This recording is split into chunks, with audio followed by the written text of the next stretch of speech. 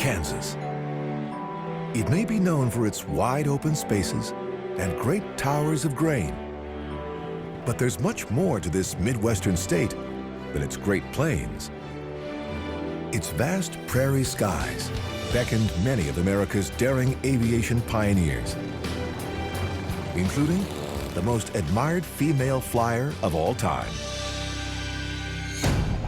Here in Kansas, two young killers carried out one of the nation's grisliest crimes in cold blood on a remote farm. Here, Kansans risked their lives in what's been called the first battle of the Civil War. A great warrior came of age in a peaceful town, and one young family's fight for justice led to a civil rights victory for millions nationwide. Today, the biggest battles in Kansas may be between college warriors and their home state rivals. And some of the greatest victories are being won on the land, where generations of farmers feed the world and create striking patterns on the plains, but also leave places for wildlife to thrive. Soaring over Kansas, it's easy to be awed by this Midwestern state, but it's also easy to wonder if you're not actually in Kansas anymore.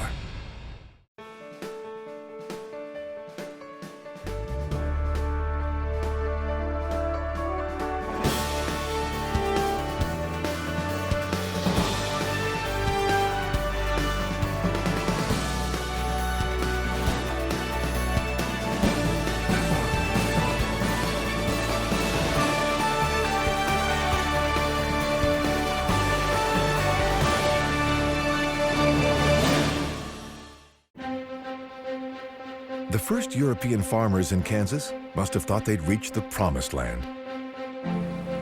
Seemingly endless acres of flat, fertile prairie, just waiting to be tilled.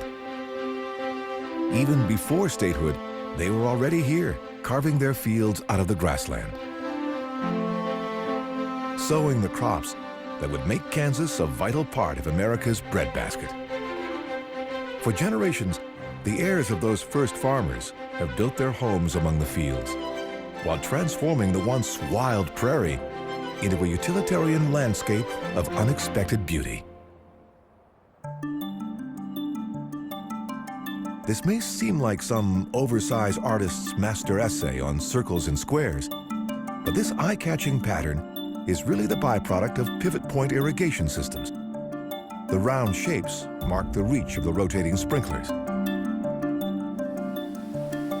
Just one of the innovative techniques today's Kansans use to get the most out of the more than 46 million acres of cropland in the state, on over 65,000 farms. Like tracking satellite images to keep an eye out for rain, or relying on the latest scientific weather data to decide which crops to plant and when. Getting it right earns Kansas farmers nearly $14 billion in cash receipts in a good year, and makes the state the nation's first in the production of sorghum, second in wheat, and seventh in corn.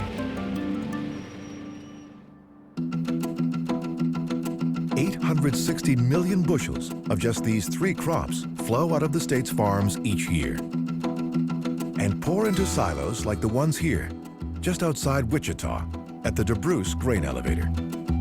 More than half a mile from end to end, it's the largest in the world. Behind its quiet walls, nearly 2.5 miles of conveyor belts move millions of bushels of grain in and out of 310 separate silos, where the grain is held high and dry, protected from mildew, insects, rodents, or rot, until it's shipped off to buyers. But unexpected danger hides within. The dust from the grain can be as volatile as gunpowder. On June 8, 1998, an overheated bearing on one of the belts sparked an explosion that killed 7 men, ripped the silos open, and took DeBruce out of service. Within a month, a statewide shortage of silo space forced Kansas into a state of emergency. Scores of farmers were forced to dump their grain on the ground, where their harvest was left to spoil. But today, the massive elevator is back in business. Its 12-story silos once again reach for the sky, towering over the horizon as giant tributes to modern American agribusiness. Though they don't have the Kansas skyline all to themselves, nature has also been at work here. 80 million years ago, these rugged badlands in western Kansas were under a vast inland sea. Billions of creatures lived and died here, then left their bodies on the ocean floor in ancient layers of chalk.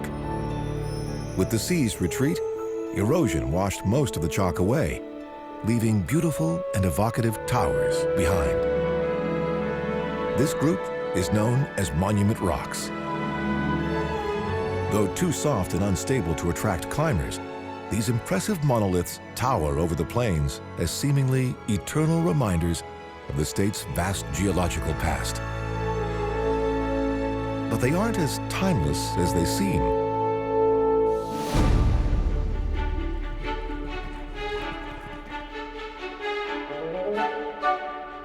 This lonely outcropping was named Castle Rock in 1865 by frontier scout Julian Fitch. For over 150 years, stage drivers, pioneers, and hikers used its towers to guide their path.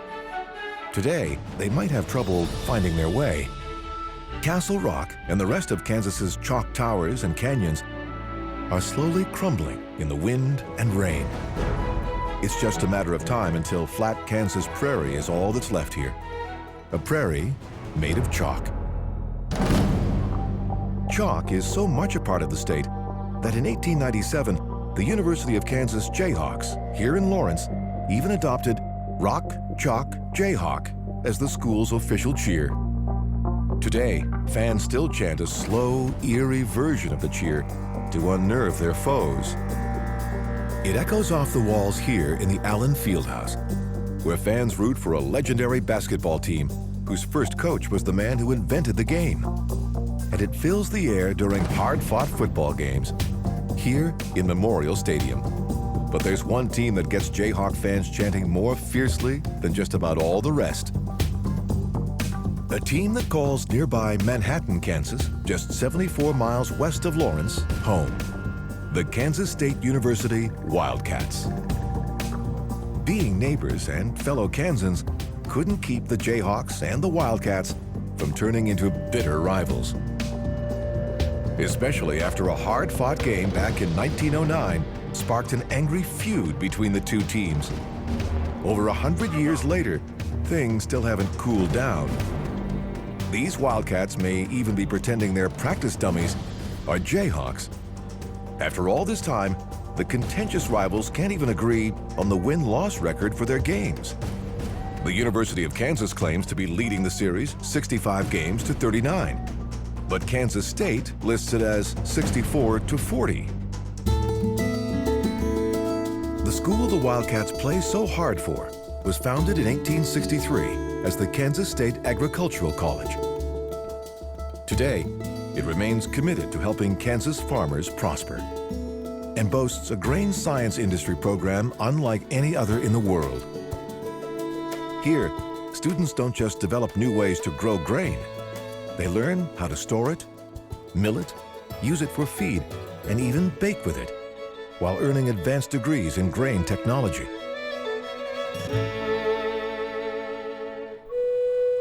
Though not every student at KSU is majoring in the modern farm. Some dedicate themselves to studying and preserving a more ancient landscape. The Great Prairie that once was home to the Kaw, or Kanza, the native people who gave Kansas its name. And to the vast herds of bison the Kanza depended on for food. Today, the prairie is almost gone, along with most of the bison. These survivors are hemmed in on one of the grassland's last patches. No longer free to roam across miles of prairie, living a limbo-like existence under the watchful eyes of the scientists at K-State's Kanza Prairie Biological Station. The goal is to study an ecosystem and help the bison survive what could otherwise be the final stage of a long decline. A decline that began with the arrival of a new type of Kansan on the plains. Settlers from the east.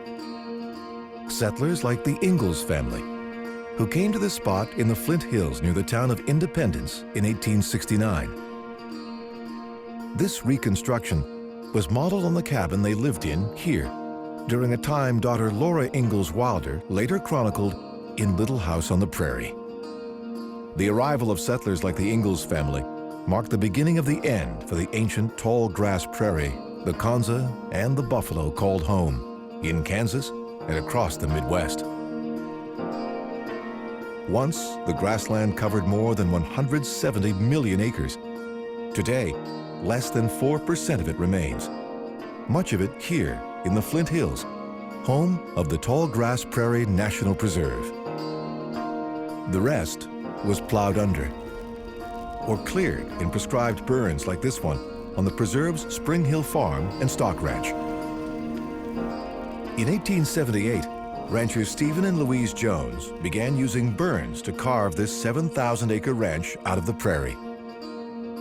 In 1881, they built this 3-story, 11-room native limestone home, literally where the buffalo had once roamed.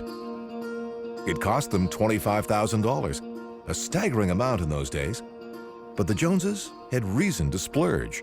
The cattle business was booming in 19th century Kansas.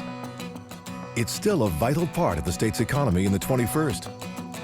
Enough to make it third in cattle production in the U.S. And to keep these giant feedlots and slaughterhouses in Dodge City going strong.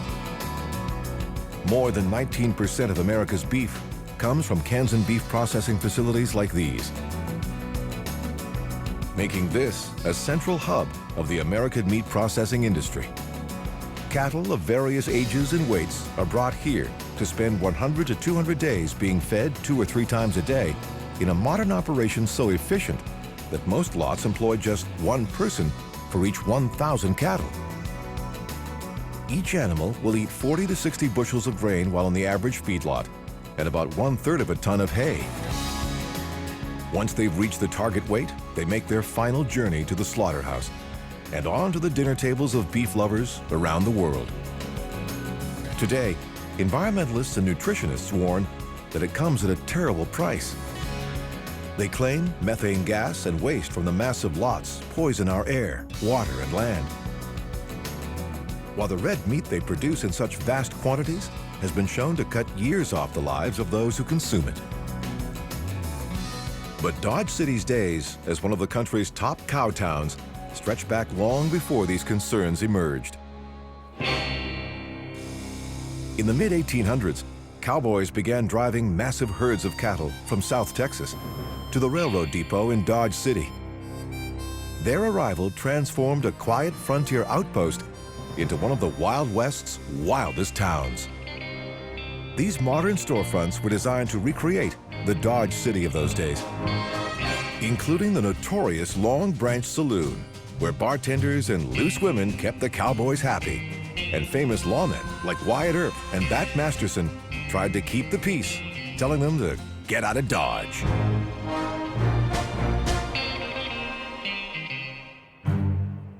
Then, in 1885, due to an outbreak of deadly anthrax in Texas herds, both the cattle drives and an era began to fade away. But the train lines that had been built to ship the cows to market continued to play a vital role in the state. Like the Atchison, Topeka, and Santa Fe, named for its original route along the historic Santa Fe Trail. Keeping track of the thousands of cars that crisscross the state in all these trains could be a logistical nightmare. But here at the Argentine Yard, south of Kansas City, a little creative thinking and a lot of gravity helped to get the job done. Its 60 separate lines and 2 raised humps allow its operators to use gravity, not fuel, to quickly take trains apart and put them back together again.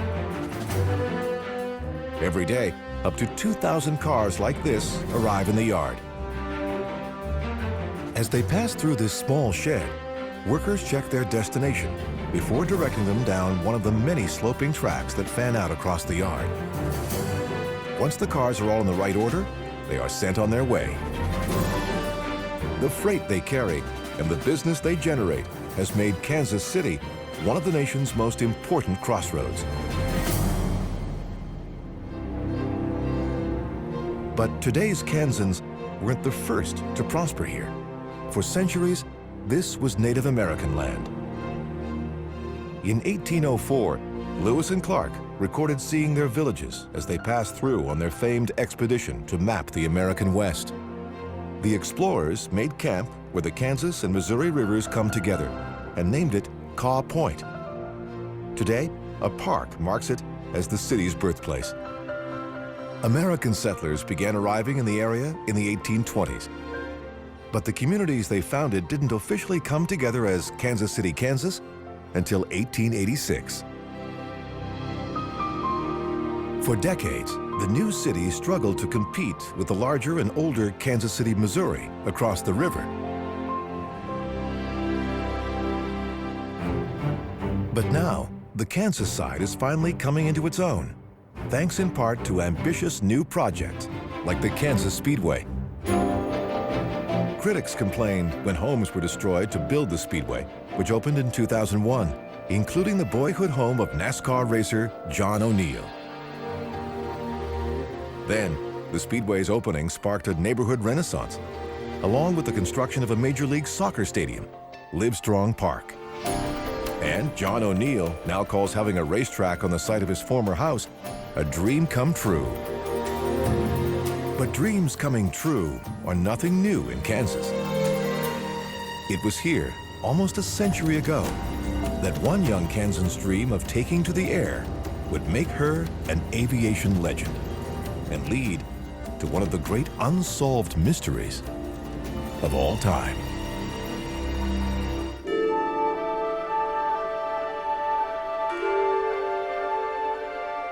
Each year, millions of birds from hundreds of species take to the Kansas sky, though a lot of them are just passing through, stopping off on long migrations to rest and refuel in rich wetlands like the ones here at Cheyenne Bottoms near Great Bend. With 41,000 acres of wetlands spread out over 60 square miles, it's the largest inland marsh in the United States. Scientists estimate that 45% of the North American shorebird population stops off at Cheyenne Bottoms every year, including 27 different varieties of ducks. None make a bigger splash than the huge flocks of pelicans that drop in on flights that take them from Central America to the edge of the Arctic Circle and back again. They rely on the rest and nourishment they get here at Cheyenne Bottoms to help them make it all the way, just as their ancestors did for millions of years. Though for the last century or so, the pelicans and other birds passing through Kansas have had to share the sky with some relatively new intruders. Even before the Wright brothers took off in their first plane, Kansans were already dreaming of flight. The first efforts at manned flight in the state date back to the late 1800s. The first commercially produced airplane in the United States made its debut over Wichita in 1920. By the end of the decade, groundbreaking Wichita aviation pioneer Lloyd Stearman was designing biplanes like these, and designing them so well that almost 90 years later, they're still taking wing. But in the 1920s and 30s, Stearman wasn't the Kansan aviator making the biggest headlines around the world. That honor went to Amelia Earhart, a fearless aviatrix born here in Atchison, in her grandmother's white frame house. Earhart spent much of her childhood in this home. Perhaps its perch high above the Missouri River is what inspired her to dream of taking flight. Her dream came true in 1921 when she bought her first plane and quickly claimed the title of the first female pilot to ascend to 14,000 feet.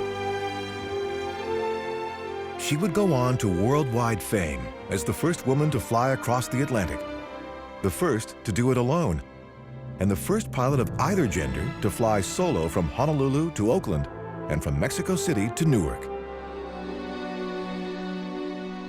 But Earhart's dreams of airborne glory came to a mysterious end on July 2nd, 1937. She disappeared over the Pacific during an attempt to become the first female pilot to fly around the world. Today, she and her adventurous spirit are commemorated just outside Atchison in this massive earthwork by Kansan artist Stan Hurd. Hurd used tractors, plows, lawnmowers, and weed whackers to prepare the ground for this 1-acre portrait. Then, he handcrafted Earhart's profile from 50 tons of stone and planted 500 rug junipers and other plants to fill in her goggles and helmet. All to create an earthbound memorial to a high-flying Kansan, which, appropriately enough, is appreciated best from the air. Today, a lot of Kansans have the chance to see it, thanks to an aviation heritage reaching back to pioneers like Earhart and Lloyd Stearman. In 1929, Stearman sold his Wichita factory to Boeing. Over the next 2 decades, it would go on to build thousands of the biplanes he had designed. Long after production ended, Stearman's sturdy craft still serve as everything from crop dusters to stunt planes. A Stearman biplane even played a starring role in one of Hollywood's most iconic moments, the attempt to murder Cary Grant in a cornfield in Alfred Hitchcock's North by Northwest. But Boeing didn't buy Stearman's factory just to get their hands on his little biplane. The company wanted to expand his plant and use it to build giant commercial and military aircraft. Boeing grew into an international aviation powerhouse and one of the biggest employers in town. But it was just one of many companies making planes here in those days. So many that in 1929, the Aeronautical Chamber of Commerce of the U.S. named Wichita the Air Capital City. Kansan Clyde Cessna, who started out building planes by hand before World War I, opened his business here in 1927. Over 85 years later, the company he founded manufactures more models of light aircraft than any other company on Earth. Cessna's former partner, Walter Beech, opened his rival Beechcraft plant in 1932, soon becoming one of the world's leading makers of business aircraft. But when it comes to building planes for both the harried executive and the idle rich, there's one Wichita aviation business that outdoes them all: Learjet. Learjet founder William P. Lear didn't even open the doors to his Wichita plant or start building his planes here until 1963. Based on a prototype fighter designed for the Swiss Air Force, they were the first jets made for private use. By the mid-60s, Learjets were literally flying off the Wichita assembly line. Owning one quickly became one of the ultimate status symbols among the world's upper class. Today, top-of-the-line Learjets cost over $13 million each. Keeping one flying costs nearly $400,000 a year. Which is why there's still nothing that says you've arrived, in every sense of the word, like stepping out of your own Wichita-made Learjet. But today, this proud city's once unrivaled title as our nation's air capital city is in danger. On January 4th, 2012, Boeing announced it would shut down all of the company's local operations by the end of 2013. Some worry that a way of life is coming to an end here. If so, it won't be the first time. Once, this spot, where the Arkansas and Little Arkansas rivers meet, was at the heart of the Wichita people's homeland. Today, this 44-foot, 5-ton statue of a Wichita chief by Kansan artist Black Bear Boson is one of the few reminders of those times. From his earthbound pedestal, Bosun's evocative figure seems to reach for the Kansas sky in a deeply spiritual gesture of hope. 130 miles to the northeast, in Topeka, Richard Bergen's statue of a Kansa warrior strikes a much more aggressive pose. From his perch atop the Kansas state capitol, he takes aim at the North Star, making for a suitably defiant landmark in a capital city that almost wasn't the capital at all. It had to win the title in a conflict that earned the future state fame as Bleeding Kansas and helped to spark the Civil War. By 1854, the U.S. was divided into slave states in the South and free states in the North and West. Sandwiched in the middle, the Kansas Territory was forced to choose which side it would be on by popular vote. Pro- and anti-slavery settlers poured into the territory in hopes of turning the tide their way. On May 21, 1856, open warfare erupted when pro-slavery forces invaded the new abolitionist outpost of Lawrence, ransacked its downtown, and burned the offices of its anti-slavery newspapers and the Free State Hotel to the ground. Locals claim that the Free State's owner, Colonel Shalor Eldridge, vowed to rebuild and to rebuild again if needed, adding a floor each time. Today, his third hotel, built after raiders burned the second one down during the Civil War, still stands on the same spot. But in 1856, rebuilding wasn't enough for uncompromising abolitionist John Brown. He demanded vengeance for the assault on Lawrence. So, on May 24th, he and 4 of his sons went out and hacked 5 of their pro-slavery neighbors to death with broadswords in the infamous slaughter of Pottawatomie Creek. As news of the massacre spread, a pro-slavery posse, led by Henry Clay Pate, seized 2 of Brown's sons and charged them with murder. Brown didn't wait to be next. On the morning of June 2, 1856, he and 35 of his followers attacked Pate and 70 of his men here in Blackjack Field. It's been called the first battle of the Civil War. The outnumbered abolitionists won it hands down. Brown captured Pate and many of his men and then forced them to release his sons in exchange for their own freedom. It was a major victory for the anti-slavery side, but that didn't stop the pro-slavery forces from charging ahead with their plans for the state. In 1857, they declared Lecompton the new capital and met here in this small building's second-floor courtroom to draft a pro-slavery constitution. It's still known as Constitution Hall to this day. But when the U.S. Congress refused to ratify the document written here, the tide turned. New elections gave abolitionists the upper hand. In 1861, Kansas entered the Union as a free state, with Topeka as its capital. Construction of the Capitol building began in 1866. It would take 37 years to finish the job. Its dome would have to wait even longer to receive its finishing touch, until 2002, when Bergen's 4,420-pound warrior was finally hoisted onto its peak, to become the symbol of a state that fought to be free, yet struggled for decades after statehood to live up to freedom's ideals. As Native Americans were systematically oppressed, and African Americans in Kansas were forced to accept second best, Kansans like the Brown family of Topeka. In 1950, Reverend Oliver Brown walked down these streets to his neighborhood Sumner Elementary School to enroll his daughter Linda in the 3rd grade. But they were turned away. Sumner, they were told, was for white children only. So the Browns, 12 other black Topeka families, and the National Association for the Advancement of Colored People sued the school board in federal court. Linda's father, Oliver, became the lead plaintiff in a groundbreaking case that would go all the way to the U.S. Supreme Court as Brown versus Board of Education.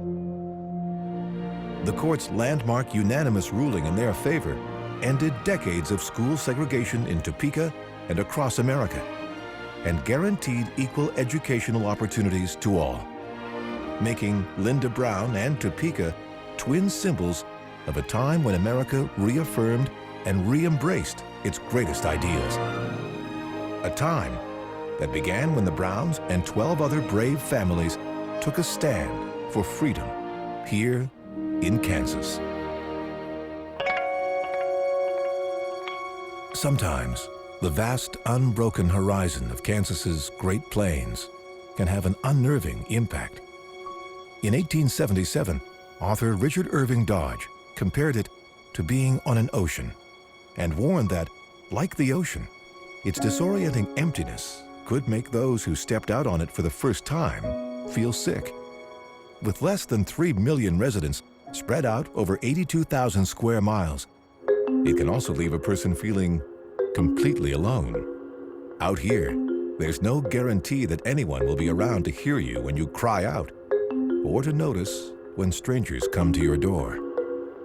Strangers like the ones who came here, to the remote home of farmer Herbert Clutter, his wife Bonnie, son Kenyon, and daughter Nancy, late on the evening of November 14th, 1959. Then left again a few hours later without ever being seen.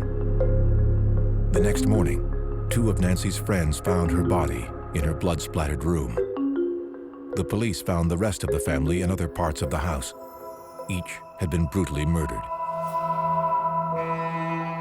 Herb Clutter's close friend, Kansas Bureau of Investigation agent Alvin Dewey, was among the first officers on the scene. Dewey was also among the 1,000 mourners who gathered for the Clutter funeral at Garden City's First Methodist Church, a church Clutter had helped to build. And he was there alongside the graves at Valley View Cemetery when the Clutter family was laid to rest. He told a reporter, "However long it takes, it may be the rest of my life, I'm going to know what happened in that house." At first, the only clues were some boot prints next to Herbert Clutter's body, and a lot of leads that turned out to be dead ends. Then, a convict with a guilty conscience revealed he'd heard a fellow inmate plan the crime. He gave the police the names of 2 petty crooks who'd since been paroled, Dick Hickok and Perry Smith. A vast manhunt soon tracked the ex-cons to Las Vegas. Alvin Dewey himself went to bring them back here to the Finney County Courthouse to stand trial. By the time they got here, Hickok and Smith had already confessed, but they weren't done telling their story. New York author Truman Capote was waiting on the courthouse steps to hear it for himself. Capote was already famous for writing witty urban fables like Breakfast at Tiffany's. Now, he hoped to write a new kind of book about the Clutter murders. A non-fiction novel based on interviews with everyone involved, especially Hickok and Smith. Interviews that began at the Finney County Courthouse and continued for years, here just south of Leavenworth at the Kansas State Penitentiary. Hickok and Smith were sent here shortly after they were convicted. They would spend the next 5 years waiting out appeals and talking to Truman Capote. The book they were helping him write would become a smash bestseller after they were dead. Capote called it In Cold Blood. It would go on to sell millions of copies, inspire a movie and a television miniseries, and win a place in literary history as one of the 20th century's most influential books.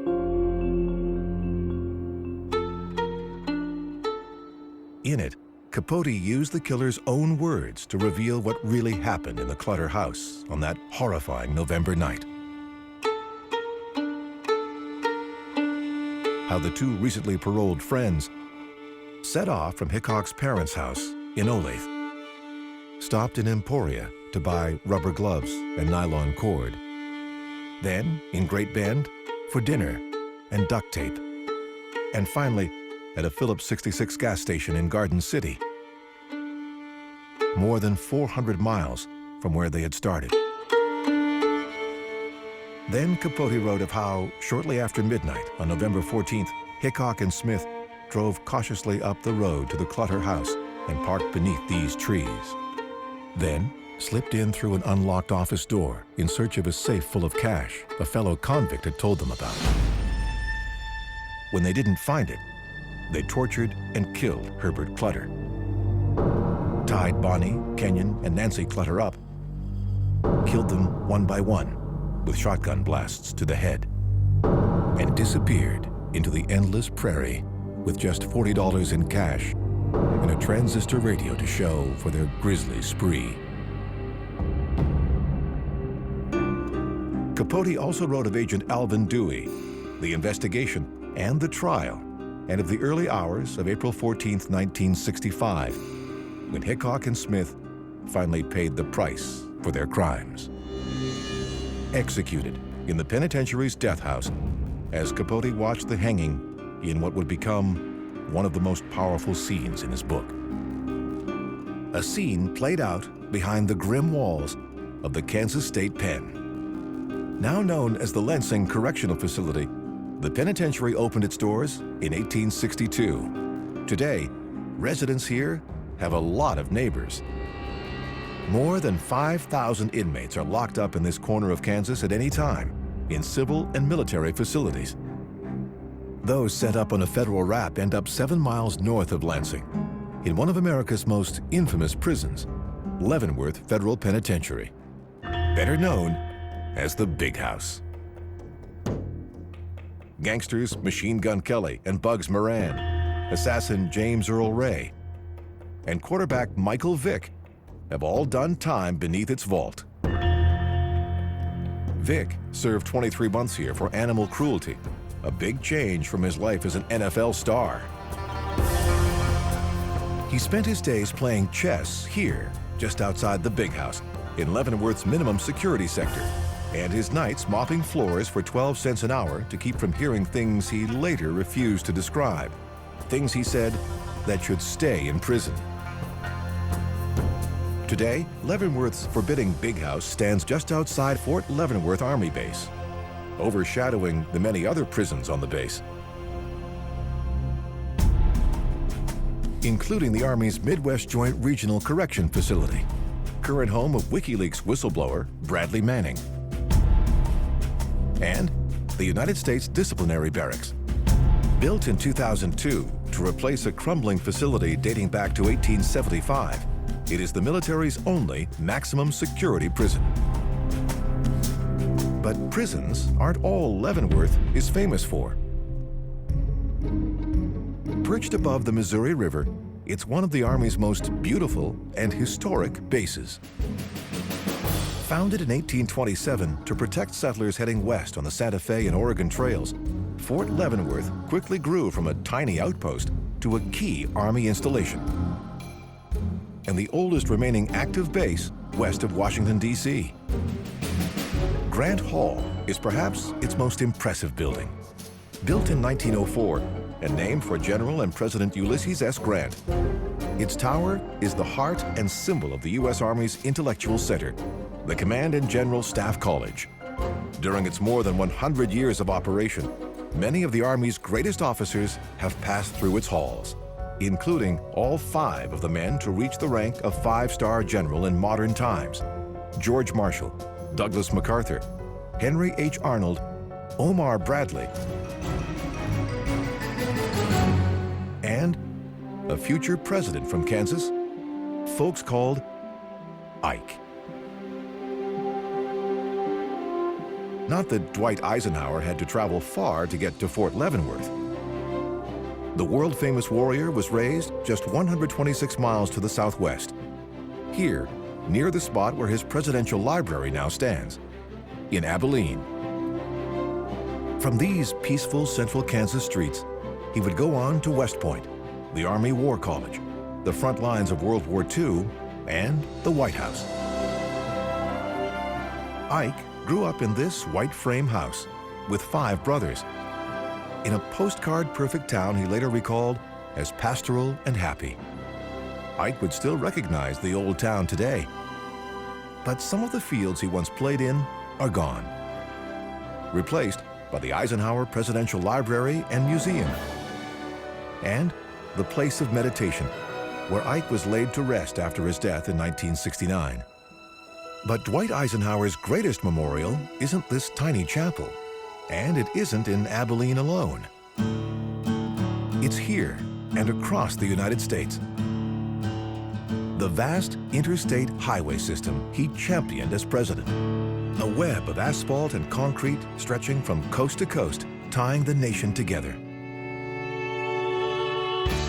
And connecting remote rural towns in places like Kansas to the outside world.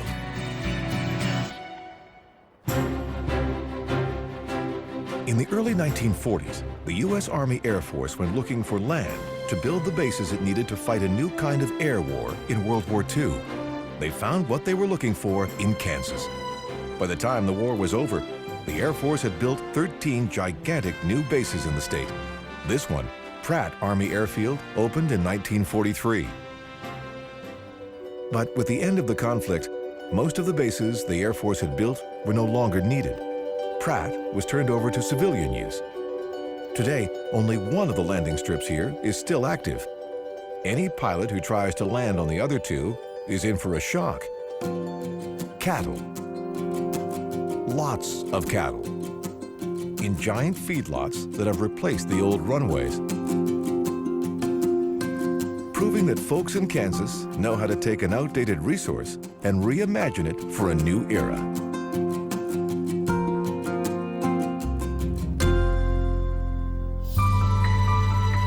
And it works even better when Mother Nature lends a hand. In southeastern Kansas, decades of strip mining for coal left the land heavily scarred. But when mining ended, water began to fill the scars. Greenery began to cover the land. And the once desolate mines were reborn as fertile wetlands, the centerpiece of a reinvented mined land wildlife area. Now, instead of miners, it's hunters that come here in search of quail and white-tailed deer. And adventurous Kansans come on summer days in search of a spot to swim and cool off. Ignoring signs that say keep out, and cautionary tales of swimmers who got caught in submerged mining equipment here and drowned. No one may ever know exactly what lurks beneath the acres of water in the former mines. But there's one piece of abandoned equipment looming over the land here that's impossible to miss. Regional Historic Mechanical Engineering Landmark number 10. Otherwise known as Big Brutus. Bought in 1962, Brutus is as tall as a 16-story building and once weighed 11 million pounds. In its heyday, its massive shovel devoured up to 150 tons of rock at a time, making Brutus one of the most effective destroyers of the land.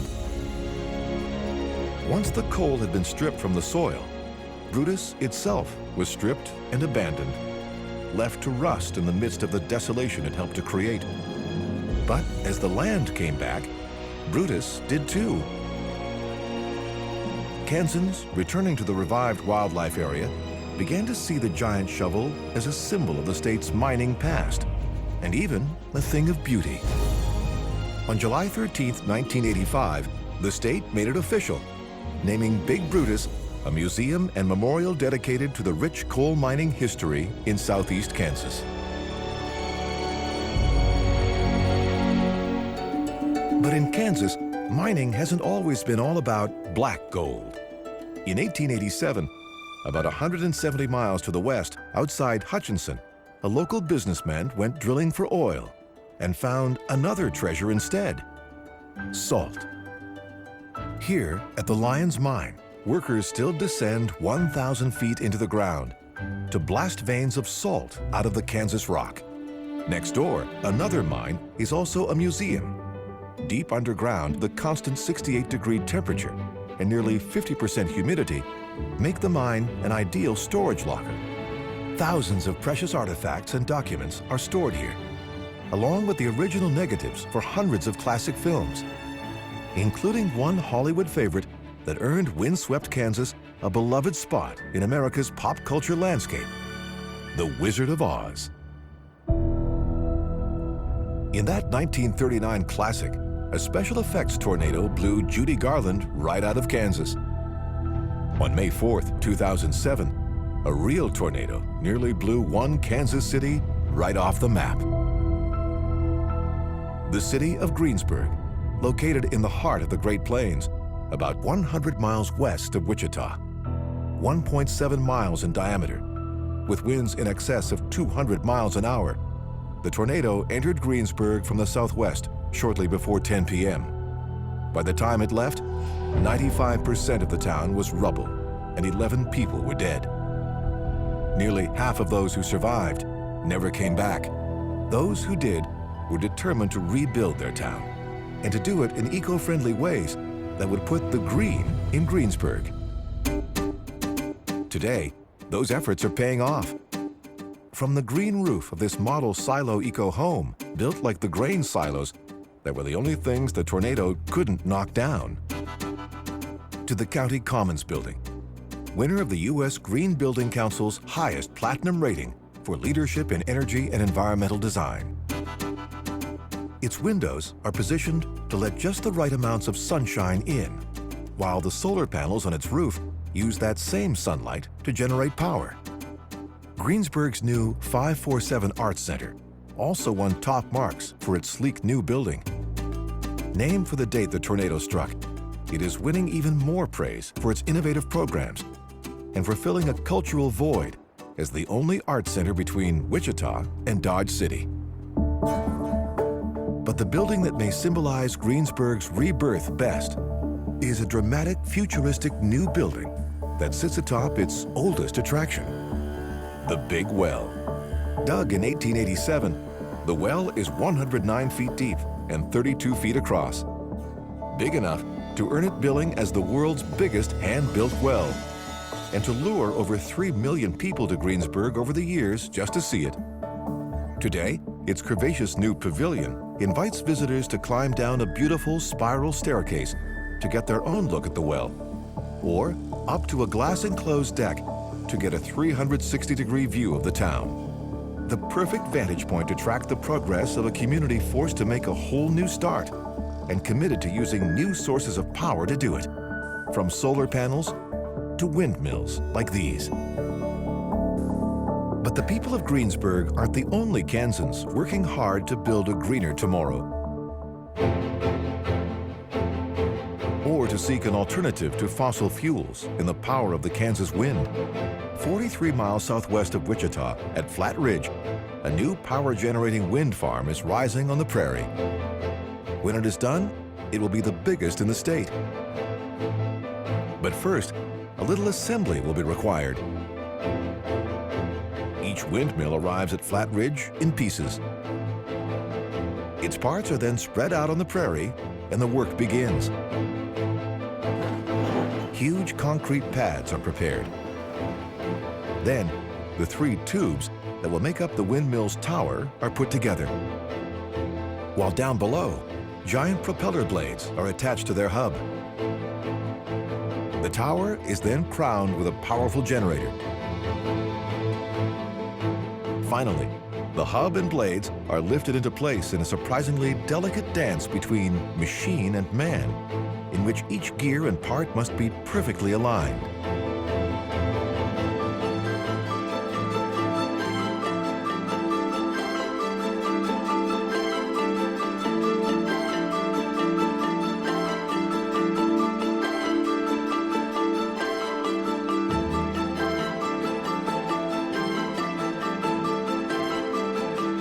This dance will have to be repeated 262 times in all before this 66,000-acre farm is complete.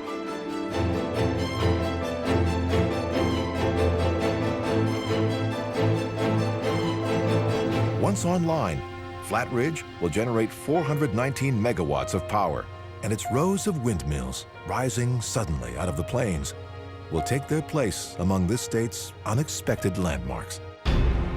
Where the sky goes on forever, the horizon knows no limits, and the surprises never end. The urban, rural, peaceful, violent, old-fashioned, futuristic, and always fascinating state of Kansas.